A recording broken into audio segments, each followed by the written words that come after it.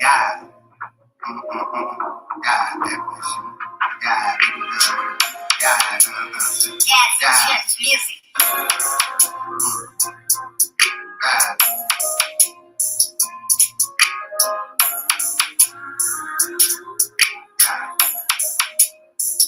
God, baby girl, I'm on the shroom. You the baddest bitch in the room. Baby girl, yeah, I'm levitating. 50,000 on my neck, I'm hitting this push star cartoon. Three baddies, sell a move. She a boss, bitch, no fool. I push out for the dude. Let's take a trip, let's go. On me. I got the whole on me. Whole lot of gold on me. My pussy got a hold on me. Girl, drippy the gold on me. Grippy the gold on me. Girl, digging on smoke on me. Digging into the deep side. Dancing on the sheets. In the sheets. She a freak. Biting about my teeth. In the sheets. I'm a piece. Look, you gotta know it's a feast. I'ma eat it, yeah. You gotta know it's a feast. I'ma eat it, yeah. Eat it, yeah. I got a flow on me. I got the hose on me. Whole lot of gold on me.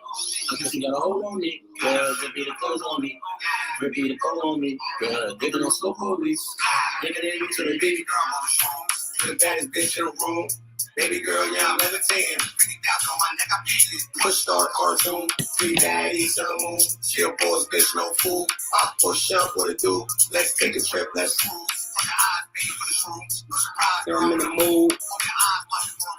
Now this what we gonna do. That's what love do. Spend 5K on us, boo. She want the all one part of shoe.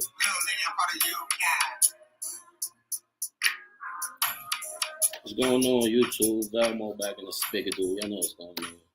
Hey, yo, I want to say something because I'm starting this off giving you, like, why I even got on YouTube, the journey. I always explain that shit when I be doing, like, my interviews and shit. I be trying to explain, like, it's hard for, like, real niggas to be on the block trying to tell somebody how to change, you know? It's hard for that. Like, that's not what this shit made for. But on another note, so yeah, when I first got on YouTube and shit, I used to be like talking like regular, like trying to like tell them like my story from like music videos when I was young, first coming outside to the projects, my little fights I was having. Just trying to like give you an idea of how I grew up from young. Because really why I'm even doing this is so that the people who tuned in to Velmo, like, y'all actually know who y'all tuning in with. Like, so that's why I really do this. So I'm breaking down my fights and what I went through as I was growing up. My dynamic in the crib, my friends that I'm hanging with outside. The only thing I was like being real, how could I say it? Like I wasn't really just coming straight out and just saying everything, you know. And the reason why is because I'm trying to like leave certain things out. But I realized if y'all watching, you gotta really understand why things is happening. And if I'm gonna be up here, I might as well just tell y'all. You know what I'm saying? So we're gonna just go back from childhood. Everybody don't got ulterior motives as kids, so you can't think like that. Everybody don't. But it is some kids that come around and they only hanging around because I wouldn't say they scared or something. They just, you know, they not used to being around a bunch of kids. They in the crib, they with their brothers or they with their sisters or they away. So when they see a bunch of kids all around each other hanging out, they ulterior motive is I gotta figure out how I can become part of the cool crew. You know what I'm trying to say? And some of them just by default just comes a part of the cool crew. So when you growing up, you're not always gonna be with a bunch of, even though all y'all growing up together and all that, everybody is not hanging around each other genuinely. That's not what's happening. There's no genuine. Everybody's not genuine in the world. So on my story times and shit, I'm basically up to the part where my second time on Rikers Island where I'm going up top. So I'm not getting into like jail stories and shit like that. I was just telling my history while I was in jail. So when I went up top, I basically went to Washington Correctional Facility. That was like one of my first spots that I was in for mad long. I did 18 months in that shit. When I was in that spot, I basically bumped into some dude from Newark, New Jersey, from High Street. He was a blazer named Nah. I was in there with my son Dede from 2MF, and he was blazer, so he was fucking with that nigga, and that's how I even got into him. I used to eat with Dede and just the blazer at the time. Feel me? So in Walsh they got like cookie cutters. Like I don't know if everybody know what cookie cutters is, but it's a medium correctional facility. So it's not cells. It's not like a cell block. It's basically cubes, and it's like all against the wall is cubes of fucking bunk beds, and then they got single cubes. So he in the single cube. Sometimes I be in this cube chopping it up. I think they wound up moving me like across from him. I don't know if it was at this time that I was across from him at the time yet, but I know I'll be in this cube all the time chopping it up with him. This is 2013. I went up top 2012. This is a whole year. I already been in the spot, feel me, doing what I'm doing. Like I said, I'm not getting into none of that jail shit because that's not really what I want this shit to be about. So I bet. I'm in his cube one day and I'm sitting on his bed and shit, and he got like a letter. And he got mad pictures, money, like mad little shit by the letter and shit. And I just got to reading the shit. He rap too. My son not rap. Yeah, feel me? So me and him, this is my boy. I'm looking, reading the letter, like, and he like wrote a letter to himself. You're like, yo, I got this much money in my bank account. This is my girlfriend. The shorty name on the picture was his girl that he said, this is girl and all that. He got this bank account. I'm like, yo, what the fuck? And he told me like, yo, shorty is in a straight stunt, but she from his hood in Newark, Jersey, or whatever. He know her. He don't really know her like that, but he know her like So he wrote that down. He wrote how much money he gonna have in his bank account. And he basically was like, yo, I read a book called The Secret. The shit basically was it. He broke down a scenario inside the book, a story about some lady who was fixing her crib up. She had her own spot, but she was like making room in her closet for a man, or making more room in her dresser for a man, or basically like keeping her bed other side open for a man and the other stand until she manifested her man to come, and she had that. And he was saying that it was saying to write down, you know, like affirmations and write down things that you're going to read every day that you want to come true. So when, like I said, I fuck with something. Like I never seen the book or nothing. I just tapped into that. Like I'm like, word, feel me? That's what you want? Like, man, I'm tapping into that. I tapped into that. You heard? I start writing shit down, reading that shit every day. So this is a some funny shit like that I went through. I got my high school diploma already, right? But when I went up top, I couldn't produce it. I don't know why. What happened, but I couldn't produce my high school diploma to them. And like they were saying they couldn't, like, so I had to go back to school. They gave me like a little tape test, and I like put anything and filled it. So they put me in ABE class. So when I get to Washington Correctional Facility, I'm going to like ABE. Like that's like it's ABE, then it's pre-GED, then it's GED. I'm in the shit before pre-GED. So I get in this class, and mind you, I'm writing down all these shits, and one of them is I'm gonna have my GED.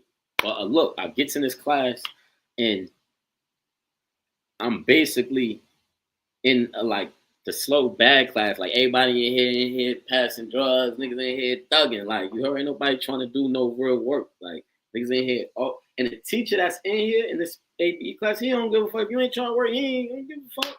He gonna work with whoever trying to work. But me, I really need to get up out of here because I finished school and I really don't want to be here. So now I'm starting to realize like, oh shit, I don't remember how to do percentages and none of this shit, dude. And we learned all this in school. So I started tapping back into that. Like, yeah, I could just get back into that. I'm older now. For me, I got back into that and wound up getting a pre-GED class, wound up taking my GED test. Now, fuck that.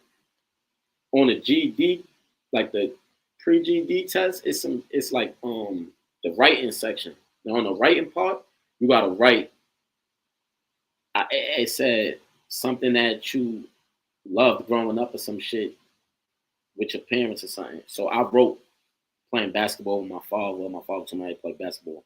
My father never told me I play ball or nothing like that. But you know, I'm a good writer and shit, so I went to write that. Mind you, again, I told you, I wrote all this down and I'm going to have all of this and I'm reading this every day. But I put that on the test. The basketball shit, they fails me. Boom. The pre-GED teacher called me. She like, yo, I'm going to let you take the GED test even though you failed that practice. The reason why is because you wrote about basketball. Write about baseball. I swear to God, she told me that. You know what I did on the GED test? I switched the basketball shit to baseball. And I wound up going to the box. They set me up in Walsh, you heard? Said I broke some nigga jaw. I ain't do nothing to nobody. I go to the box. While I'm in the box, my GED come. I passed it. So now the first thing on my mind is, oh, that's from that. I get sent to the big box. They gave me 24 months in the box for that shit. With 12 months cut, so I had 12 months. I go to the box, green box. I get in green box. I start writing like I'm beating this on the pill. Like I gotta get up out of here. Like for me, I ain't do that shit. For me, I'm writing that every day, reading that shit. I'm in the cell with people I was in Walsh with. For me, I got good bunkies the whole time. I was with Roy from Harlem, and then after Roy went to his spot, I was with Banger my whole time in there from Weeds Gang.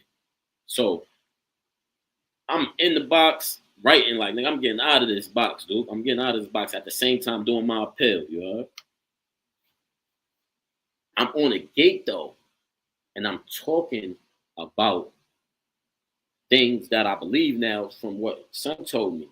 Talking on the gate. Yo, yeah, this book my son was telling me about, I wrote down shit coming true. The appeal wound up starting to go through for me, so I'm on the gate talking all the time, and one of the homies pull up on the gate like, yo, I got that book, you heard, by Rhonda Brown? I'm like, yeah, that's that. He like, yo, I got it, you want it? I'm like, hell yeah. Sends it to me. Shit gets to my cell, I opens it. It's the secret, you heard? I opens it, I start reading it, and like I read introductions in books and shit like that, because I'm a creator myself.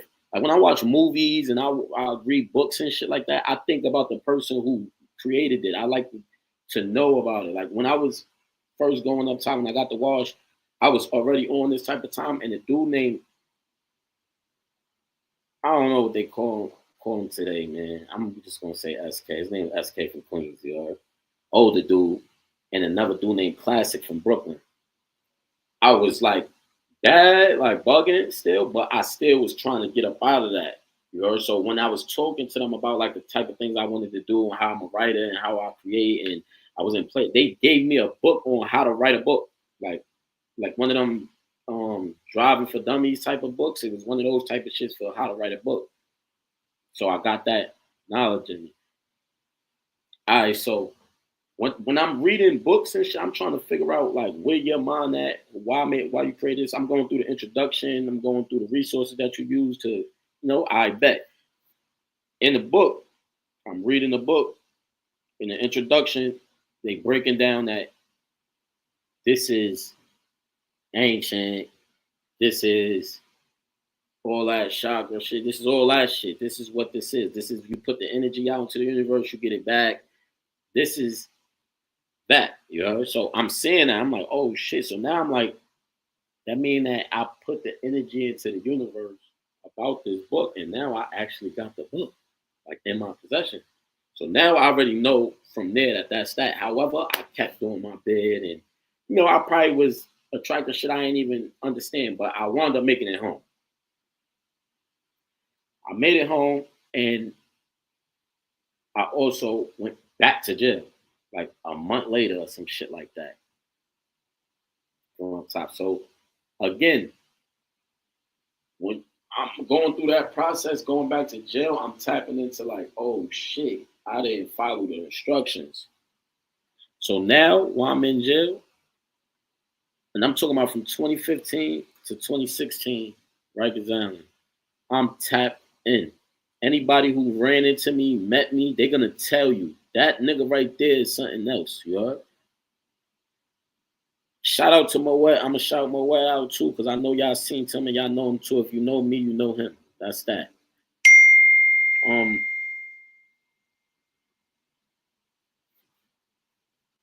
I'm gonna say this, right? I just got a text. It's a lot of, you know, but I'm gonna say this. Um,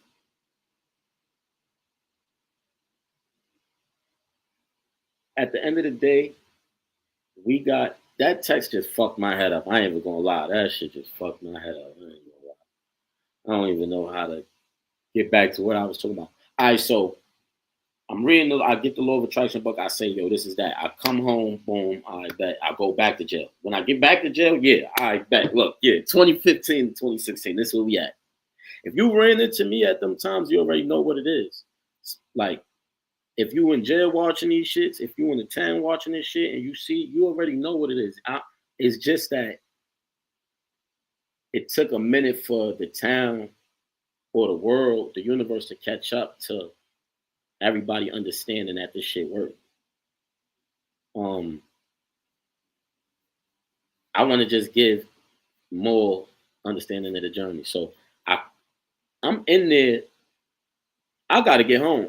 I'm back to that again, you heard? I'm back to telling niggas this, that, and the third. And I wound up making it home from that. You heard? Me and a couple other niggas that was working on that shit, we worked on it and got home. So on the come home from 2016, now that I'm back in the town, I'm on parole, but I'm also using that understanding like, all right, this is what we failed to realize, street niggas, you heard? And I'm really only talking to y'all right now, for real, for real. Like,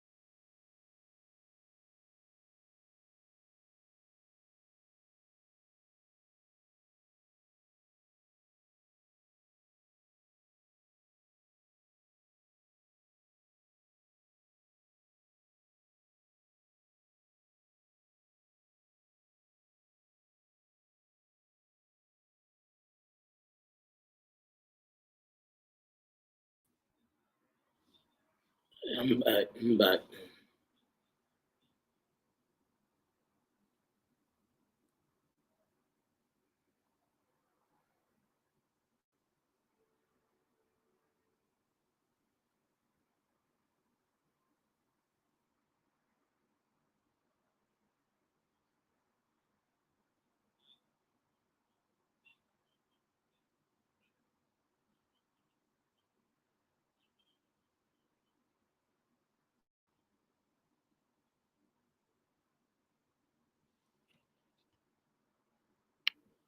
It's about to be 10 o'clock. I'm about to start this shit.